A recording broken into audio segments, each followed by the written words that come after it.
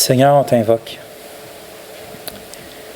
On t'invoque parce que tu es notre maître, mais aussi parce que tu es notre grand frère qui est dans les cieux, notre souverain sacrificateur, notre prophète.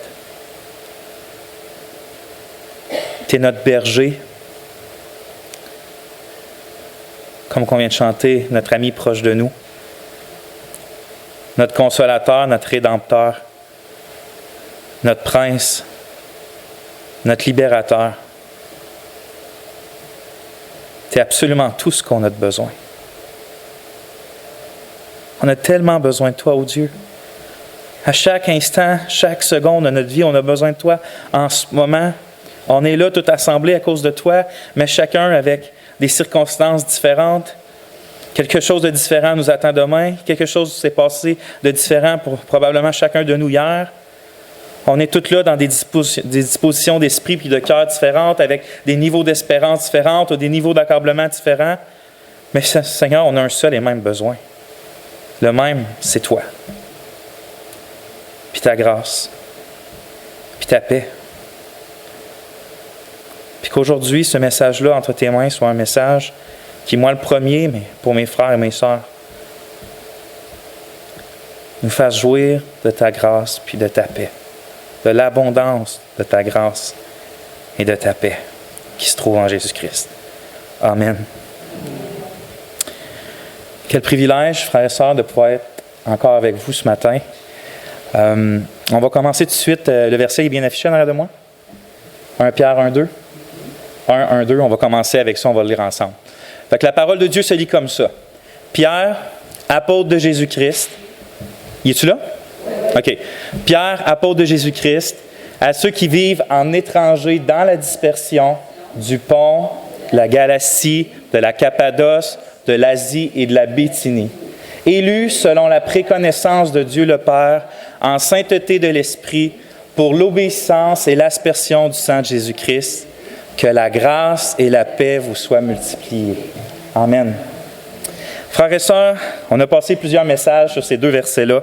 Puis on vient juste de lire ce qui est l'introduction, la salutation de Pierre qui fait à des chrétiens qui habitent en Asie mineure. C'est ça les régions qu'on vient de lire. Ça se trouve tout en Asie mineure, qui est la Turquie actuelle.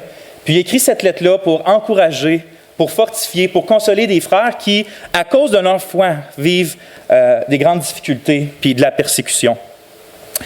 Comme je l'ai dit, on a déjà exposé quand même en profondeur pour avoir passé 5 messages, puis là c'est le 6e aujourd'hui, c'est sur 2 versets-là, c'est qu'on a regardé assez en profondeur ce que ça voulait dire, comment Pierre introduit de façon merveilleuse le fait que les chrétiens ont une double identité, dont la première et la plus importante est le fait qu'ils sont les bien-aimés, précieux, choisis de l'Éternel, qui sont ses élus finalement, que le Père a choisi selon la préconnaissance, que l'Esprit est venu séparer d'entre le monde, puis que le Fils a accompli à la croix pour qu'il puisse obéir, puis participer à l'aspersion du sang de Jésus-Christ, qui est la nouvelle alliance. On avait tout parlé de ça. Aujourd'hui, on finit avec les derniers mots du verset 2.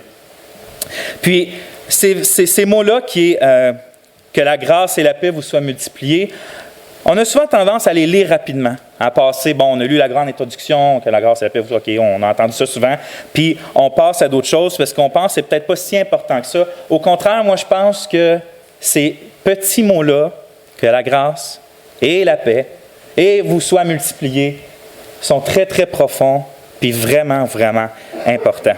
Ces paroles-là, c'est en fait une prière puis une bénédiction que Pierre fait à ses lecteurs. Je dis bénédiction parce que c'était la forme de l'époque de commencer une lettre puis de bénir ses auditeurs, mais pas que lui, il les bénit, mais il invoque Dieu qui les bénisse, que la grâce, qui est impliquée la grâce de Dieu, et que la paix de Dieu vous soit multipliée. Donc, c'est une prière pour bénir les auditeurs de Pierre. Donc, comme j'ai dit, il y a beaucoup de monde qui passe assez rapidement là-dessus parce que on reconnaît que c'est une salutation courante qui était faite à l'époque du Nouveau Testament. Les Juifs, quand ils se voyaient, ils se disaient « shalom », qui voulait dire tout simplement « la paix » ou « que la paix soit sur toi ».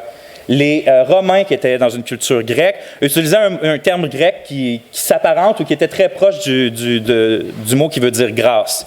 Les chrétiens, eux autres, ils ont pris les deux termes, puis ils ont créé une nouvelle salutation qui est « grâce et paix ». Donc, la manière de saluer les frères et les sœurs qui étaient en Jésus quand on se rencontrait, c'était de constamment, quand on se voyait, dire « Hey, que la grâce, que la paix, puis que la grâce soit sur toi. » Puis c'était tellement courant que, si vous lisez l'apôtre Paul, pas les apôtres Paul, mais les écrits de l'apôtre Paul, vous allez vous rendre compte qu'il n'y a pas une lettre qui ne commence pas comme ça. Systématiquement, l'apôtre Paul commence ses épîtres, puis il dit que la grâce et la paix vous soient données, puis il va souvent rajouter de la part de Dieu notre Père et du Seigneur Jésus-Christ. Même quand il parle à Timothée ou à Tite ou à Philémon, qui est des personnes, pas juste des églises, mais des personnes, il va dire que la grâce te soit donnée, que la paix te soit donnée. Donc, ce que je voulais dire par rapport à ça, c'est que ce n'est pas parce qu'une chose devient une habitude que, automatiquement, ça veut dire que ce n'est pas profond, puis que ce n'est pas important. Si l'Esprit Saint a guidé les chrétiens, puis les apôtres, à saluer de manière systématique, par une bénédiction, de saluer les uns les autres par une bénédiction qui invoque que la grâce de Dieu soit davantage donnée à eux, que la paix de Dieu leur soit davantage donnée, bien, ça montre qu'il y a quelque chose d'important. Ça montre que, dans le fond, l'expérience de goûter à la grâce de Dieu, puis l'expérience de toucher à la paix de Dieu, c'est les fruits, qu'on pourrait dire les plus succulents, qui découlent de notre salut en Jésus-Christ, de ce que Jésus-Christ a accompli à la croix. C'est pour ça qu'après la croix, moi, je peux vous regarder et dire que la grâce de Dieu soit multipliée, ma soeur, mon frère, que la paix de Dieu surabonde dans ton cœur, parce que ces deux choses-là ont été acquises par Christ à la croix. Ça montre aussi que, dans le fond, dans notre vie, je n'en ai parlé un peu la dernière fois, mais vraiment, ce qu'on a besoin à chaque seconde, c'est plus de grâce, puis c'est plus de paix. C'est ça. Pour que les apôtres, à chaque lettre, commencent par ça, c'est bien parce qu'on doit en avoir besoin. Puis en effet, frères et sœurs, on en a besoin. On n'a pas juste besoin de grâce et de paix, on a besoin d'une multiplication de grâce et d'une multiplication de paix dans notre vie. Je vois Pierre un peu, quand je lisais ça, j'avais un autre passage dans l'Ancien Testament qui me venait en tête puis que je ne pouvais pas. C'est comme si je voyais Pierre faire la job d'Aaron puis de ses fils. Je vous explique. Dieu avait dit par Moïse à Aaron puis à ses fils qu'il devait bénir l'assemblée en ces mots-là. L'Éternel parle à Moïse et dit, parle à Aaron et à ses fils et dit, vous bénirez ainsi les enfants d'Israël et leur direz que l'Éternel te bénisse et qu'il te garde, que l'Éternel fasse luire sa face sur toi et qu'il t'accorde sa grâce, que l'Éternel tourne sa face vers toi et qu'il te donne la paix. C'est ainsi qu'ils mettront mon nom sur les enfants d'Israël et je les bénirai. Moi, c'est comme si Pierre faisait ça avec les chrétiens quand il leur dit que la grâce et la paix vous soient multipliées. C'est comme s'il se déguise un peu en Aaron puis qu'il bénit les assemblées auxquelles il écrit au nom de l'Éternel. Ce que je trouve intéressant, c'est que dans le cas d'Aaron et ses fils, Dieu il ordonne au sacrificateur de le prier pour que lui accorde grâce et paix à son peuple. Puis je me dis, pourquoi ça? C'est parce que Dieu aime et prend plaisir à bénir son peuple, puis il veut qu'on lui demande de bénir son peuple pour qu'il réponde à nos prières, puis qu'il bénisse son peuple, puis qu'il se réjouisse dans ça. Voyez-vous le cœur de Dieu là-dedans? Il nous demande de lui demander tellement qu'il veut accomplir, tellement qu'il veut répondre à nos prières, d'être béni par lui, d'être béni par lui. Donc, oui, une salutation, puis une expression qu'on utilise couramment, ça peut devenir juste une habitude vide de sens. C'est un peu comme notre Québécois, « Hey, comment ça va? Salut, comment ça va? » On dit « comment ça va », mais dans le fond, on s'en fout un peu comment l'autre. Tu sais, je veux dire, on le dit, mais on ne s'arrête pas pour dire « Non, non, mais comment vas-tu? » Tu sais, on devrait juste dire « salut » dans ce temps-là, je pense. Mais vous voyez, c'est une expression qui devient vide de sens. Parce que c'est juste, on l'utilise, c'est notre façon de se dire « salut ». C'est pas que c'est mal en soi, mais c'est juste qu'on le sait toute la gang, on ne se demande pas une grosse... un livre ouvert de notre vie à ce moment-là pour savoir comment ça va dans toutes les sphères de notre vie. Mais quand que Pierre l'utilise, je ne pense pas qu'il utilise une expression vide de sens. Regardez, Pierre est en train d'écrire par l'Esprit de Dieu, inspiré par l'Esprit de Dieu, à des chrétiens qui souffrent. Je suis pas mal sûr qu'il fait attention à chaque mot qu'il utilise dans sa lettre. C'est pas vide de sens. Au contraire, qu'est-ce qu'on croit? Ce que Paul il dit en 2 Timothée 3,16, que toute écriture est inspirée de Dieu. Ça veut dire que quand on lit que la grâce et la paix te soient multipliées, même si c'est une salutation courante, même si tous les chrétiens se le disaient les uns les autres, mais quand c'est Pierre, l'apôtre du Christ, qui le dit par l'Esprit de Dieu, c'est comme si Dieu nous le disait à nous personnellement.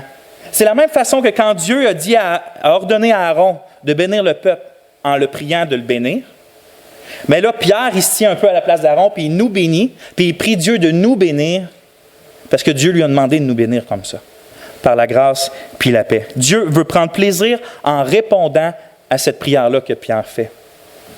Écoute bien ceci, mon frère, ma sœur.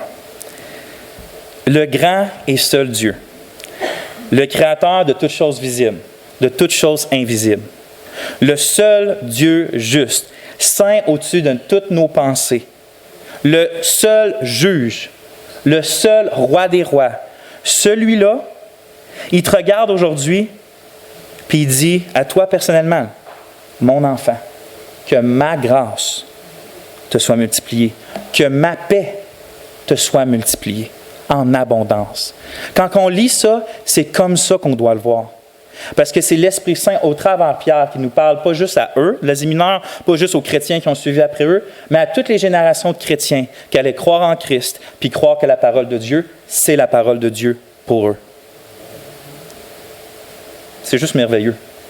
C'est juste merveilleux. Puis pourquoi je voulais commencer comme ça, c'est que j'espère que ça nous aide à voir un peu plus l'amour et la profondeur qui émane en fait d'une salutation qui peut nous paraître simple. C'est cette salutation que j'aimerais qu'on médite aujourd'hui. On va juste se concentrer là-dessus, puis après ça, on va finir l'introduction.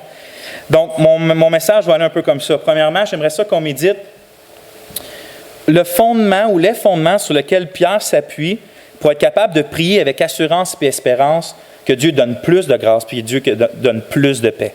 Sur quel fondement il s'appuie pour dire ça? Deuxième chose qu'on va voir, justement, j'aimerais ça qu'on voit ensemble, qu'on médite le fait que l'expérience de la grâce dans nos vies quotidiennes, puis l'expérience de la grâce de la paix dans nos vies quotidiennes, c'est quelque chose qui peut augmenter, frères et sœurs. C'est quelque chose qui peut se multiplier. C'est quelque chose qui est abondant puis qu'on peut aller chercher. Finalement, si on a le temps, j'aimerais ça terminer avec quelques applications pratiques qui se dégagent ou qui peuvent se dégager de ce texte-là. Fait que je vous invite encore à prier avec moi.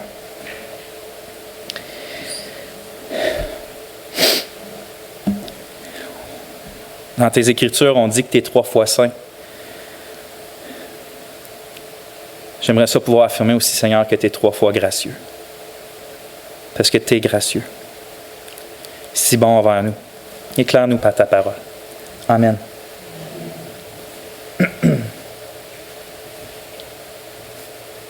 On est en train de cohabiter avec un virus chez nous, fait que ça se peut que je prenne beaucoup d'eau et que je me mouche. Pas la COVID-19 en passant. All right. Mon premier point, je nomme comme ça. La grâce et la paix qui ne varient jamais. Je répète. Mon premier point, c'est la grâce et la paix qui ne varient jamais. On va en parler plus dans le deuxième point, mais j'aimerais ça qu'on remarque tout de suite ce que l'apôtre Pierre dit. Parce qu'il prie que la grâce et la paix vous soient multipliées. C'est important, ça, vous soient multipliées. Ça l'implique donc que la grâce et la paix auxquelles Pierre fait référence, c'est quelque chose qui peut augmenter dans notre vie chrétienne et par conséquent, c'est quelque chose qui peut diminuer aussi dans notre vie chrétienne. C'est quelque chose qui peut varier de jour en jour. Autrement dit, moi je trouve ça intéressant. Ça veut dire que dans le concret de notre vie, on peut expérimenter plus de grâce et de paix. Puis au contraire, dans notre vie chrétienne de tous les jours, on peut expérimenter moins de grâce et de paix. Puis donc, ma question que peut-être vous vous posez, c'est pourquoi que mon premier point s'appelle « La grâce et la paix qui ne varient jamais », si ce que Pierre est en train de dire, c'est que la grâce et la paix qu'il parle varient. Pourquoi que je nomme mon premier point comme ça? Puis ma réponse, je vais la faire un peu large, mais c'est que je crois que dans nos vies chrétiennes, frères et sœurs, il existe une grâce objective, ça veut dire un fait hors moi, là, qui est indépendamment de comment je me sens et qu'est-ce qui se passe, une grâce objective, et cette grâce-là ne varie jamais, mais pas un poil, pas un centimètre. Mais il existe aussi dans ma vie chrétienne de tous les jours une expérimentation de la grâce qui peut varier. De la même façon, dans ma vie, dans notre vie chrétienne, il existe une paix objective, une paix en dehors de nous, un fait, et ça ne varie jamais, cette paix-là. On va le voir tantôt, c'est la paix entre nous et Dieu. Ça ne varie jamais. Mais aussi, dans le concret de ma vie chrétienne, puis dans le concret de votre quotidien chrétien, il existe une paix qui peut augmenter, puis une paix qui peut diminuer, une paix variable. Ce que je voulais dire, c'est que, pourquoi mon premier point, c'est ça, c'est que ce qu'il faut comprendre, c'est que la grâce et la paix, il faudrait être un nouveau mot, on va faire comme les chrétiens, on va mixer deux mots ensemble. La grâce et la paix, qui peut être multipliée dans la vie, augmenter puis descendre. Cette grâce et cette paix-là sont fondées puis découlent toujours de la grâce puis de la paix qui ne varie jamais. Puis vous allez comprendre plus qu'on va avancer. Mais je vais répéter ma dernière phrase. La paix que Pierre parle, qui peut varier, multiplier, puis qui implique, qui peut descendre aussi. Cette grâce, cette paix-là vont toujours être sont fondées et découlent de la grâce puis d'une paix qui ne varie jamais dans notre vie. Puis ça pour l'éternité. C'est pourquoi je veux parler d'abord de la grâce puis de la paix qui ne varie jamais, parce que je crois que c'est la seule raison sur laquelle Pierre peut se baser pour prier avec assurance qu'on ait plus de grâce puis qu'on ait plus de paix dans notre vie, parce que justement, il y a une autre grâce qui est la faveur de Dieu pour nous, qui ne change jamais, puis il y a une autre paix qui est entre nous et Dieu, puis qui ne change jamais. Puis basée sur cette grâce-là, puis cette paix-là, notre expérimentation de Dieu peut augmenter. Mais vous allez, par la grâce de Dieu, on va essayer de comprendre plus ensemble bientôt. Pour faire simple, quand je parle de la grâce qui ne varie jamais, je parle de cette disposition-là de Dieu gracieuse, éternelle. Puis regardez, le mot-là est important, inconditionnelle.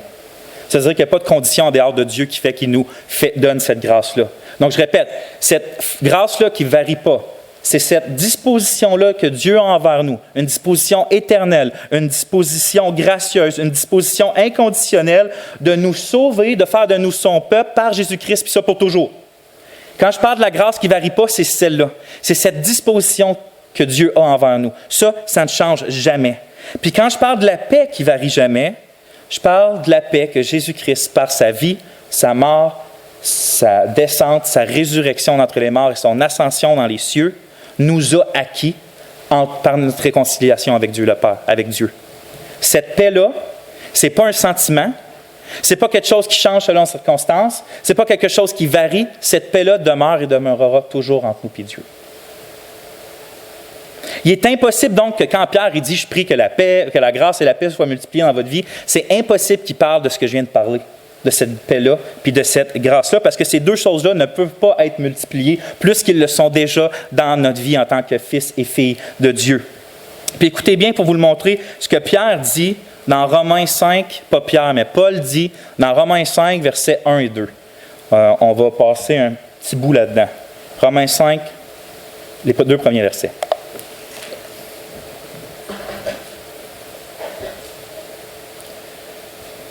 Un petit bout. Ça va être vraiment un petit bout.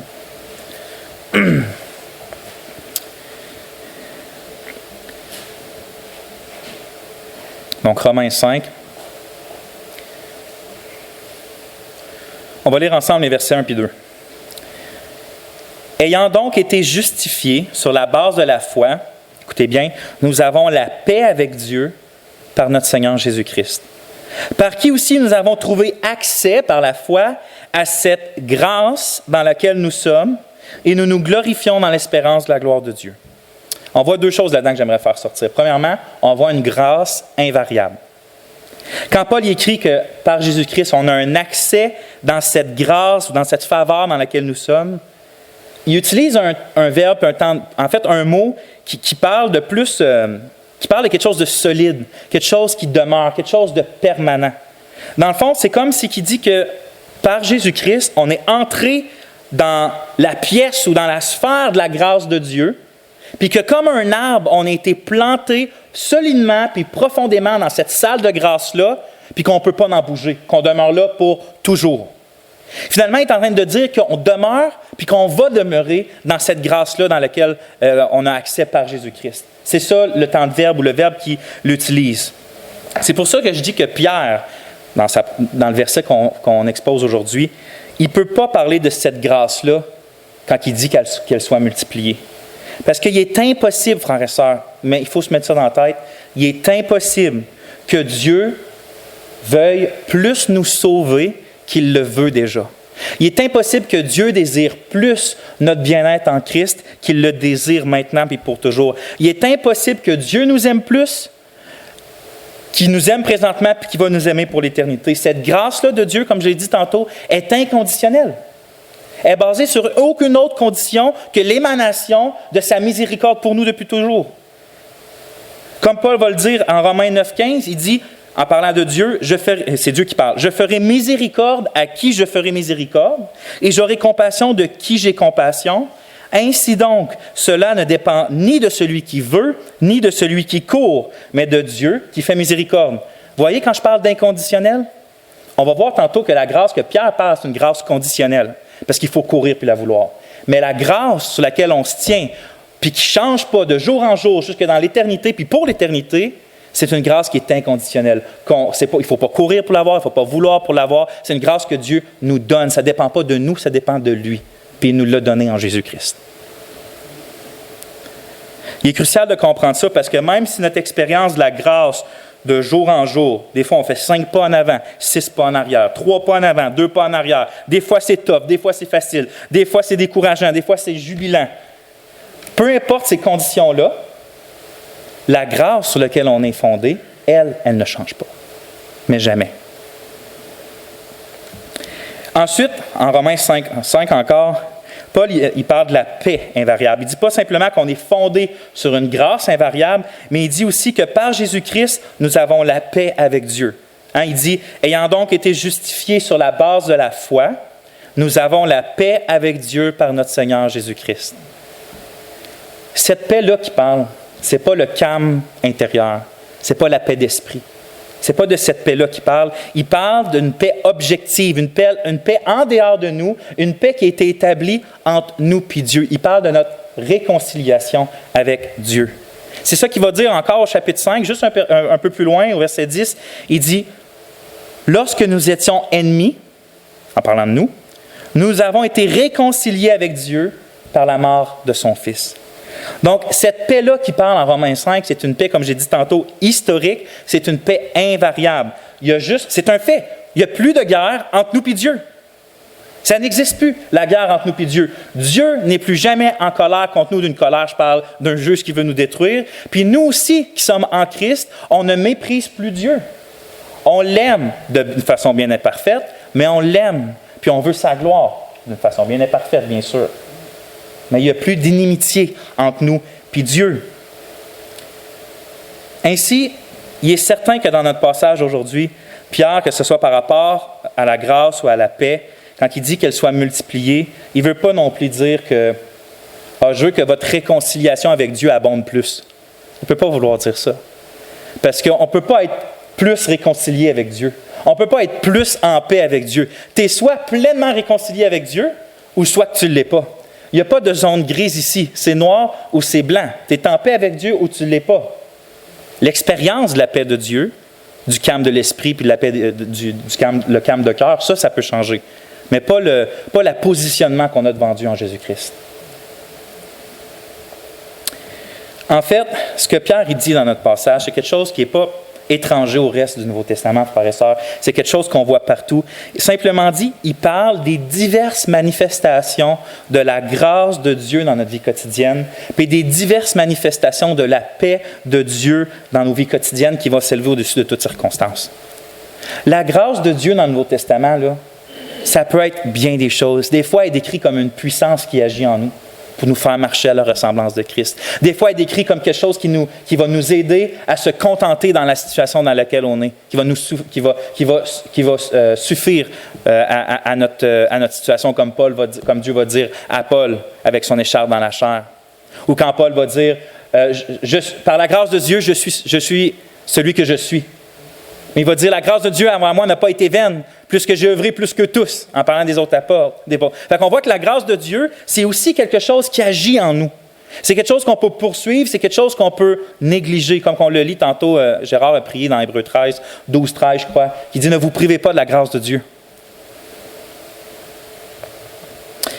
il est vraiment crucial de saisir que ces manifestations-là de grâce et de paix sont possibles uniquement parce que la faveur de Dieu envers nous, de se donner lui-même, de nous faire du bien, de nous pardonner, d'être réconcilié avec lui, ça ne change jamais. C'est la seule raison pourquoi on peut poursuivre le cœur libre de plus en plus la manifestation de la grâce et de la paix de Dieu dans nos vies. Parce que si la grâce dans laquelle on a été inséré en Christ ne serait pas invariable, on n'aurait aucun courage puis aucun espoir de poursuivre la manifestation de la grâce de Dieu dans notre vie, parce que quand on tomberait ou quand on pécherait, on n'aurait plus rien pour nous soutenir, pour poursuivre, on se sentirait condamné. Au lieu de se relever, d'aller à la croix puis de continuer, on se demanderait, est-ce que j'ai pour toujours perdu la grâce de Dieu ou la faveur de Dieu, ou est-ce que Dieu veut encore de moi, ou est-ce qu'il m'aime encore? Mais basé sur l'Évangile, on n'a pas ces questionnements-là. Basé sur l'Évangile, on sait qu'on est pleinement pardonné. On le sait que Christ nous aime d'un amour incomparable, que le Père ne nous abandonnera jamais. Et donc, quand on tombe, on se repent, on demande pardon, on regarde Christ, on se relève, puis on marche encore. C'est comme ça la vie chrétienne, dans l'Évangile.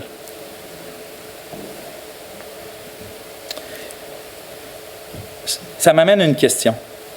Peut-être même la question la plus importante de notre vie, frères et sœurs, qu'on peut se poser. Est-ce que je suis en paix avec Dieu?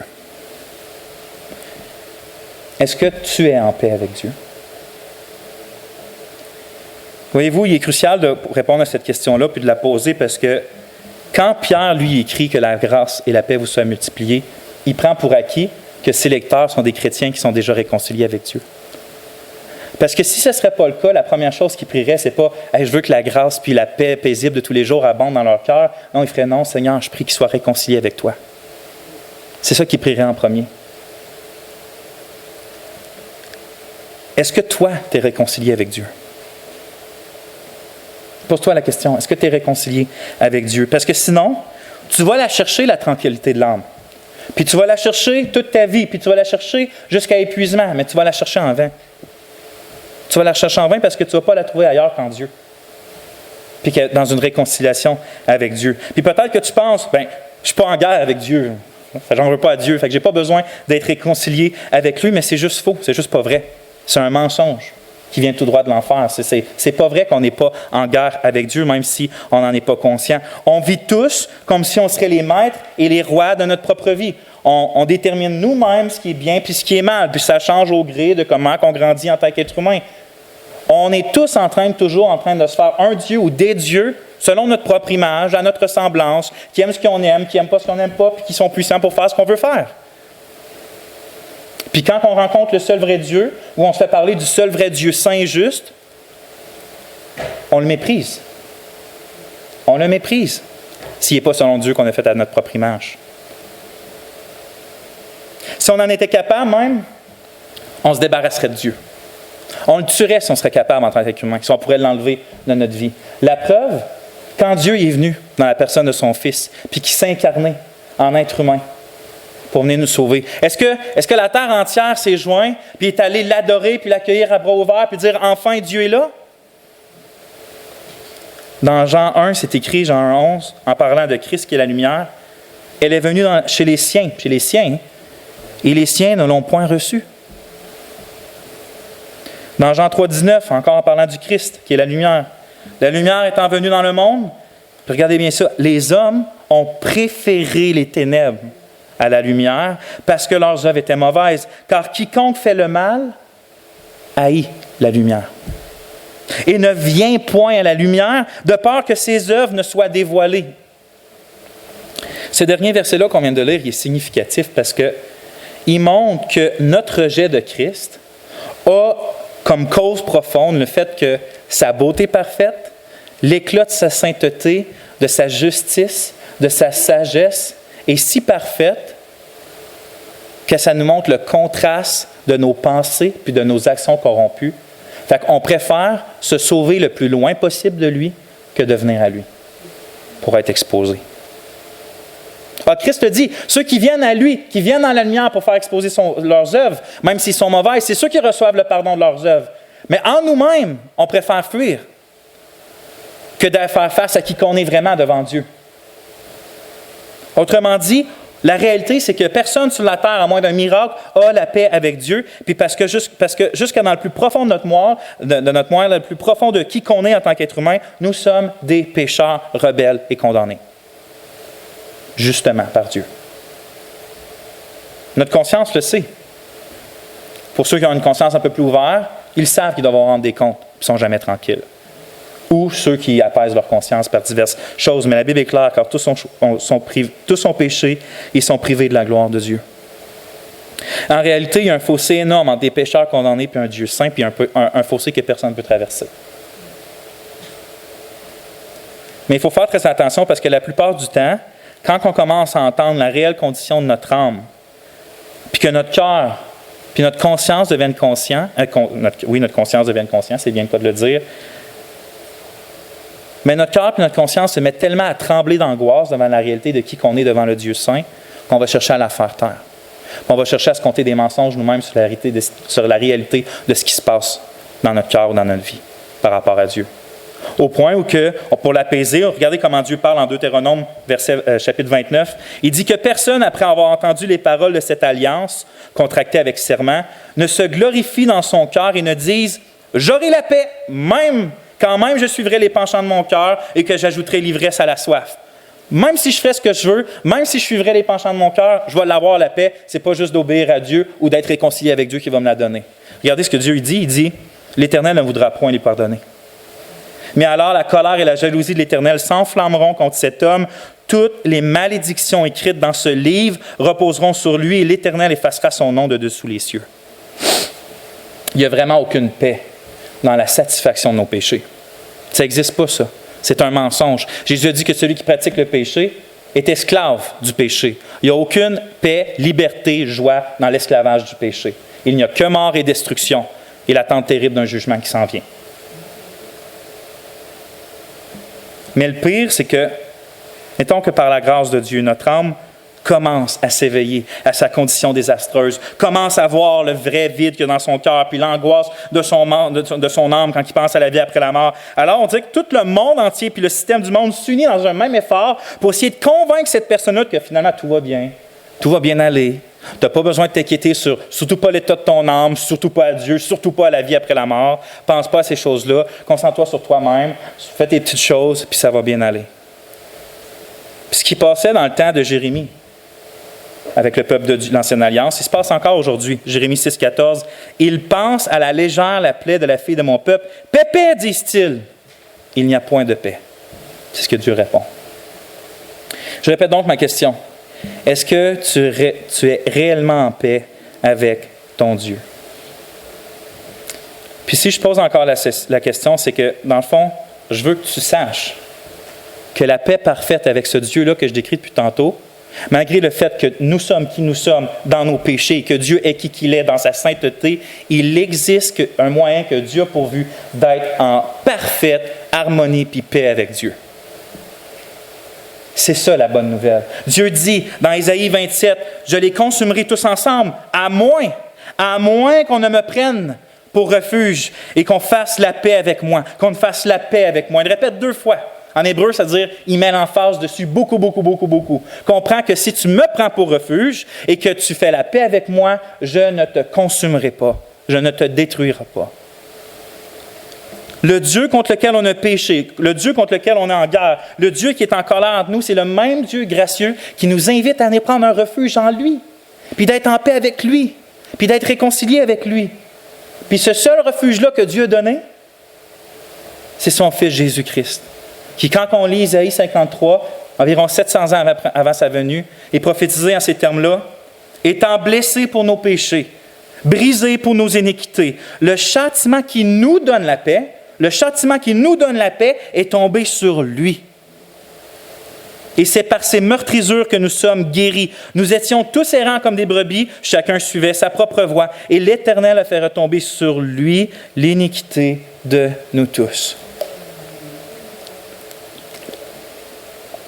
La paix avec Dieu est possible parce que le jugement puis le châtiment que nous méritions à cause de nos péchés est tombé sur le Christ Jésus qui était sans péché. Et la paix du Christ, qui méritait amplement, étant le seul juste qui ait jamais existé, elle nous est donnée. par la foi. Jésus a dit en Jean 14, 27, « Je vous laisse la paix, je vous donne ma paix. » Cette grâce-là est disponible pour absolument tous les hommes, toutes les femmes, tous les enfants, toutes les personnes âgées, qui se réfugient en Jésus-Christ pour le pardon des péchés, puis qui fait confiance aux paroles de paix que le Père a proclamées par son Fils Jésus étant sur la terre. Il proclame maintenant par son Saint-Esprit dans les Saintes Écritures et par tous les chrétiens qui veulent partager la paix qu'ils ont goûtée en étant réconciliés avec Dieu le Père. Celui qui fait confiance à ces paroles-là, puis qui abandonne, qui cherche à abandonner sa vie, puis à aller au Christ, puis prendre un refuge quand lui seul, abandonner ses bonnes œuvres, abandonner sa confiance dans sa propre repentance ou sa confiance dans sa propre foi, mais faire confiance à Christ seul, cette personne-là, dès aujourd'hui, dès maintenant, va goûter à c'est quoi la seule vraie paix qui existe pour les êtres humains. Il n'y en a pas d'autre paix, il n'en existe pas d'autre. Elle se trouve seulement en Christ. C'est lui notre ville de refuge. Mon deuxième point. Mon deuxième point s'appelle plus, plus et encore plus. Plus, plus et encore plus. On va retourner à 1 Pierre. Vous n'avez pas besoin de tourner, il est en arrière de moi, mais on va y retourner ensemble dans 1 Pierre 1, verset 2. Où qu'on lit ce fameux verset-là d'aujourd'hui, que la grâce et la paix vous soient multipliées. Pourquoi j'ai nommé mon point plus, plus et encore plus? C'est simple, c'est exactement ce que Pierre demande à Dieu pour ses lecteurs, pour les chrétiens. Il désire que ses lecteurs goûtent davantage, plus la grâce de Dieu, puis il désire que ses lecteurs goûtent encore plus la paix de Dieu. Vous savez ce qui est merveilleux là-dedans, frères et sœurs?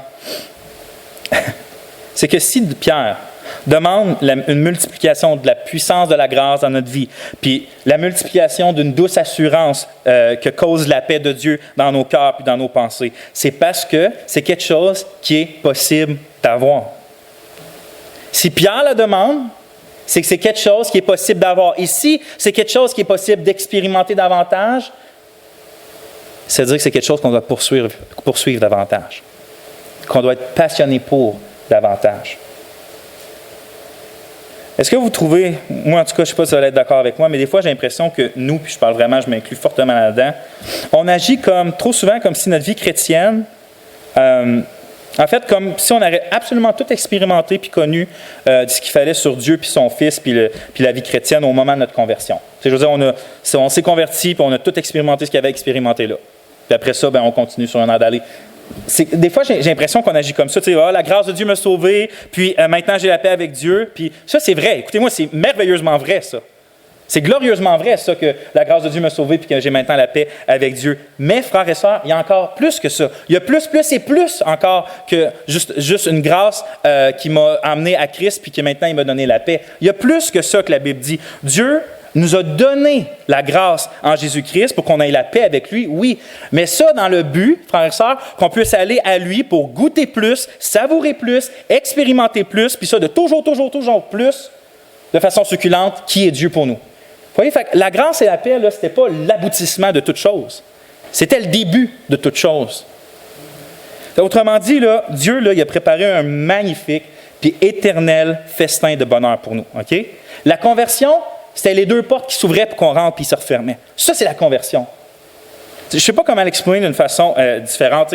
Il y a une telle abondance de tout ce qui... Je vais le lire littéralement comme je l'ai écrit puis je l'avais à cœur. Il y a en Dieu une telle abondance de tout ce qui est bon que nous ne pouvons même pas commencer à imaginer tout le bonheur qui est à notre disposition en Jésus-Christ. Il y a en Dieu une telle abondance de ce qui est bon pour nous qu'on ne peut même pas, frères et sœurs, commencer à penser, à imaginer le bas de la poussière dans dessous du soulier de la grâce de Dieu qui est abondamment, richement disponible pour nous en ce moment même. C'est au-dessus de toute notre imagination. Amen, ma sœur. Amen. Ça n'arrête pas. Puis Paul, qu'est-ce qu'il priait par rapport à l'amour de Dieu? Je prie que vous puissiez connaître quelle est la profondeur, la largeur, la hauteur, la profondeur de l'amour de Dieu que pour nous en Jésus-Christ. Vous comprenez? Si Paul prie ça, c'est que c'est possible d'en connaître plus. C'est possible de sonder davantage Dieu. Qu'est-ce que vous pensez que vous allez faire d'excitant dans le paradis? Ça ne va pas nécessairement d'aller regarder de l'eau cristalleuse couler, cristalline, je veux dire. Non, ça va être de découvrir davantage qui est la personne de Dieu. Regardez, Christ est venu pour nous donner la vie, mais il dit la vie en abondance, Jean 10, 10. Le voleur ne vient que pour dérober, égorger et détruire. Moi, je suis venu afin que les brebis aient la vie et qu'elle l'ait en abondance. Il ne parle pas de la vie terrestre ici, là. Il parle de l'abondance de la vie éternelle, sa vie à lui.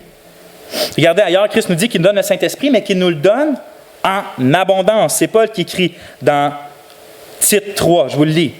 Mais lorsque la bonté de Dieu, notre Sauveur, et son amour pour les hommes ont été manifestés, il nous a sauvés non à cause des œuvres de justice que nous aurions faites, mais selon sa miséricorde, par le bain de la régénération et le renouvellement du Saint-Esprit, en référence au Saint-Esprit, il l'a répandu sur nous avec abondance par Jésus-Christ, notre Sauveur. Donc, il n'a pas juste donné l'Esprit qui habite en nous, il nous l'a donné avec abondance. C'est quoi l'Esprit? C'est la personne divine qui s'appelle le Saint-Esprit. Mais regardez, c'est quoi le fruit de l'Esprit? La paix, la joie, la douceur, la justice, la maîtrise de soi, la patience, la bonté. Vous voyez, ça, là, c'est-à-dire que ça, c'est en abondance en nous.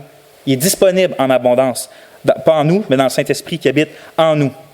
Puis, bien-aimé du Seigneur, je veux dire, il me semble que c'est clair que notre Sauveur, notre Seigneur, veut absolument nous combler à l'extrême. Il veut donner la grâce. Il veut nous donner la grâce de nous éloigner de nos péchés puis de nous approcher de lui. Il veut te donner la grâce d'arrêter la paresse pour te rendre comme un soldat passionné du Christ. Il veut te donner la grâce de pardonner ton épouse, puis ton époux, puis tes parents, puis tes enfants, puis ton ami, puis tes voisins. C'est lui qui veut te donner, qui veut te faire marcher paisiblement sur les eaux troubles de ta vie comme un conquérant qui, peu importe, comme Jésus qui marche sur les eaux troubles. C'est lui qui veut te faire marcher avec cette paix-là sur les circonstances de ta vie. Il veut te faire goûter à la douce paix alors même que les gens que tu aimes s'en vont. Il veut faire agir sa grâce puissante en toi d'une telle façon qu'il veut que son visage brille sur le tien. Il veut te faire grâce puis te conduire pour que tu saches quel chemin prendre, quelle maison choisir, quel travail prendre, quelle étude faire, etc. Christ veut nous combler à l'extrême. C'est simple. Ton Dieu, écoute bien ça. Il veut te multiplier sa grâce et sa paix. C'est simple, hein? L'apôtre Pierre ne voulait pas seulement réconforter les lecteurs, comme au chapitre 5, quand il dit qu'il écrit pour les assurer et les consoler que la grâce dans laquelle ils sont est la véritable grâce de Dieu. Donc, il ne veut pas juste les rassurer que la grâce dans laquelle ils sont est la grâce de Dieu. Il veut que dans leur expérience quotidienne de toutes choses dans leur vie, ils goûtent de plus en plus à cette grâce-là et à cette paix-là, à la manifestation puis l'expérimentation de la grâce et de la paix. Puis ce qu'on oublie, cependant, là-dedans, c'est que contrairement à ce que j'ai dit tout à l'heure, notre expérience quotidienne de l'abondance, de la grâce, je vais l'inventer ce mot-là, je pense, c'est sûr. De la grâce puis de la paix, notre expérience quotidienne de ces deux choses-là, qui se trouvent en Dieu, contrairement à la grâce et à la paix que j'ai parlé dans Romains 5, celle-là dans Pierre, elle est conditionnelle. Elle est conditionnelle à notre désir de l'avoir, à notre poursuite de l'avoir, à notre demande de l'avoir. Jacques nous dit, vous ne possédez pas parce que vous ne demandez pas. Puis je crois vraiment à la souveraineté. Vous ne pouvez pas avoir idée comment je crois à la souveraineté de Dieu sur absolument les petites particules de l'univers. Mais je crois aussi en Jean 4,2, qui dit que je n'ai pas parce que je ne demande pas. Comprenez-moi bien, comme j'ai dit tantôt, la grâce salvatrice du Dieu qui nous choisit, qui nous régénère, qui nous garde pour toujours, celle-là est inconditionnelle. Mais écoutez-moi encore, on est au banquet de Dieu. La grâce inconditionnelle de Dieu nous fait entrer dans son banquet. Absolument tout est gratuit. Mais maintenant, il faut se lever, il faut se rendre aux diverses tables de la grâce et de la paix, il faut manger, puis il faut s'en réjouir, puis il faut succuler, puis il faut jouir de tous les biens que Dieu nous donne. Ça, c'est notre responsabilité à nous d'aller aux tables gratuites, un coup qu'on est rendu au banquet de Dieu. Il faut goûter puis s'exalter. Puis, je vais vous lire quelques passages. Vite fait. Puis regardez dedans, ça va tout le temps parler d'abondance, mais regardez notre responsabilité dedans. Le premier, c'est dans le psaume 130 qu'on a lu tantôt. Dieu dit à la fin, Israël, il dit de faire quelque chose. Mets ton espoir en l'Éternel. Car la miséricorde est auprès de l'Éternel et la rédemption est auprès de lui en abondance. C'est lui qui rachètera Israël de toutes ses iniquités. Puis ce psaume-là, c'est un de mes préférés parce qu'il décrit dans quel état, des fois, un vrai croyant peut se ramasser à cause du fardeau de ses péchés. à cause qu'il n'est pas capable de retourner dans l'Évangile constamment, puis il vient avec un fardeau de ses propres péchés, puis il peut se ramasser au fond du baril, qui est dans ce psaume-là, le fond de l'abîme. Quelle expérience malheureusement, on goûte parfois, d'aller dans cette place-là. Mais Dieu encourage en disant à la fin qu'en l'Éternel, il y a une abondance de rédemption. Ce qui veut dire qu'il y a constamment à l'Éternel suffisamment de miséricorde et de grâce pour amener n'importe quel pécheur aussi loin qu'il s'est rendu. Mais il y a une condition à ça. Puis Dieu dit à Israël, confie-toi en l'Éternel. L'abondance de la rédemption est là. Mais tant que nous, on ne se confie pas à l'Éternel, puis qu'on n'abandonne pas nos voies, ou qu'on n'abandonne pas de se confier dans notre repentance et notre foi, comme j'ai dit tantôt, mais à la place, tant qu'on ne regarde pas à Christ pour notre communion avec lui, pour le retour de notre communion avec lui, il n'y aura pas de rédemption abondante pour nous. Mais elle est toujours là. C'est juste nous qui ne mettons pas notre espoir en l'Éternel. Deuxième exemple, la bénédiction. On voit ça en Malachie 3,10. Il dit « Mettez-moi de sorte à l'épreuve, dit l'Éternel des armées, et vous verrez si je n'ouvre pas pour vous les écluses des cieux, si je ne répands pas sur vous la bénédiction en abondance. » Puis ça, c'est large, la bénédiction en abondance. Ça peut être bien des choses, mais il y a une condition de mettre Dieu à l'épreuve. Il dit « Mettez-moi à l'épreuve, et voyez si je ne vais pas ouvrir les écluses des cieux, puis répandre sur vous la bénédiction en abondance. » Mais vous voyez, c'est une grâce, c'est une succulence qui se trouve en l'Éternel, d'avoir des bénédictions que l'Éternel veut nous donner, mais il veut qu'on aille les chercher, il veut qu'on les demande, il veut qu'on les veut. Lui, il les veut. Nous, ce qu'on les veut. Ailleurs, dans Psaume 4, 7 à 8, on lit « Plusieurs disent, qui nous fera voir le bonheur? Fais lever sur nous la lumière de ta face, ô Éternel. Tu mets dans mon cœur plus de joie qu'ils n'en ont quand abondent leur froment et leur mou. » Ce qu'il est en train de dire, c'est qu'il y a plus de joie. C'est-à-dire qu'il y a une plus grande abondance de joie quand eux qui ne se confient pas en l'Éternel sont dans l'abondance des biens de la terre. Mais c'est quoi le moyen que l'a fait l'auteur? Il prie. Il prie, il dit, qui nous ferait voir le bonheur? Puis là, il prie, fais lever sur nous la lumière de ta face, ô Éternel. Un coup qu'il a prié, il peut dire après, tu mets dans mon cœur plus de joie qu'ils en ont quand ils sont dans l'abondance des biens de la terre. Fait que vous voyez, il y avait une condition à goûter à l'abondance de cette joie-là, c'était bien sûr d'être en communion avec Dieu au travers de la prière. Il l'a demandé. Il l'a désiré, il l'a demandé, il l'a cherché, il l'a attendu, il l'a reçu.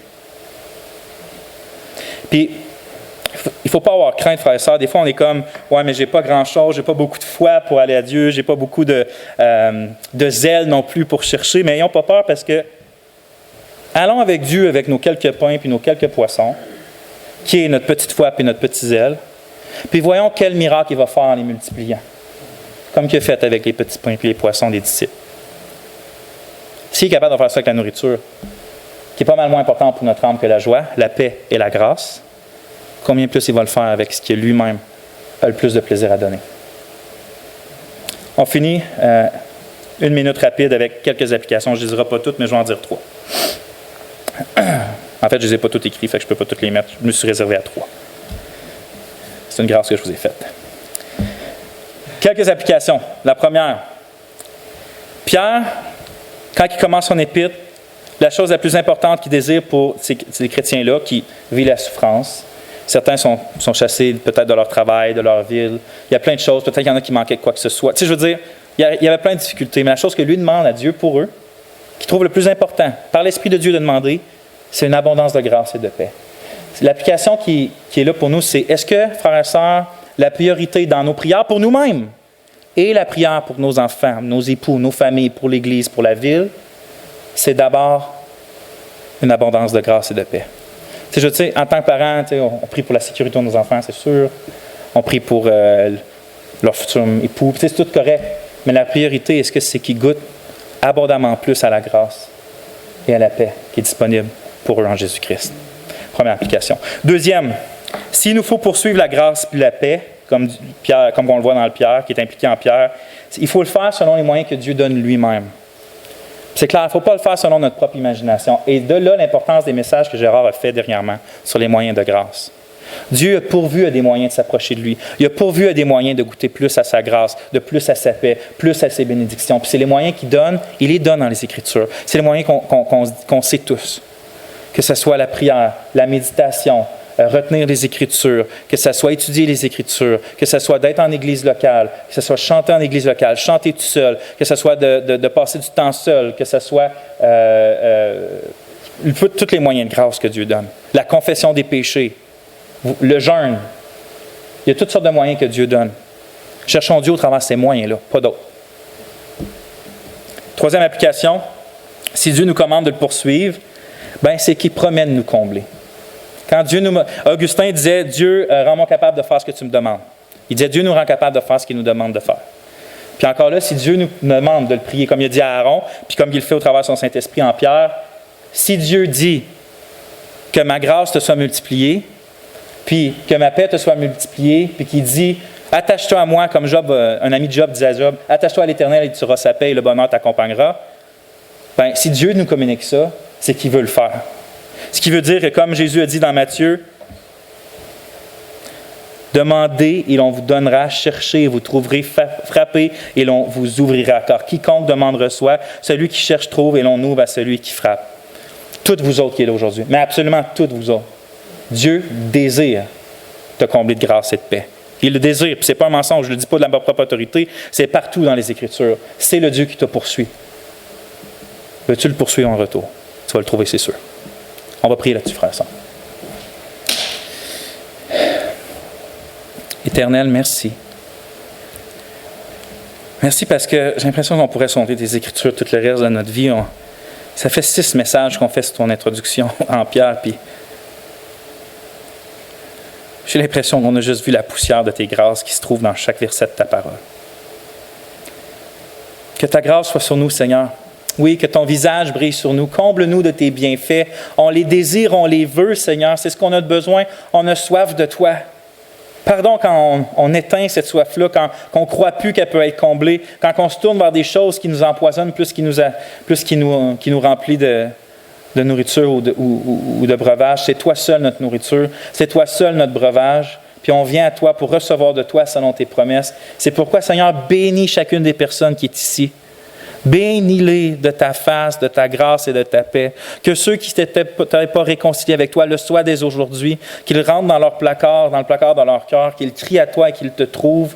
Et Seigneur, pour ceux d'entre nous aujourd'hui qui te connaissent, mais qui se sont éloignés de toi, fais qu'on ait l'entrain aujourd'hui d'aller te retrouver, d'espérer encore dans ton évangile, que l'évangile pour les pécheurs et pour celui qui se convertit la première fois, puis comme pour le chrétien qui 30 ans après t'a oublié, que l'Évangile est encore là pour lui. Seigneur, on a tellement besoin de toi. Gloire à toi que tu sois là. Amen.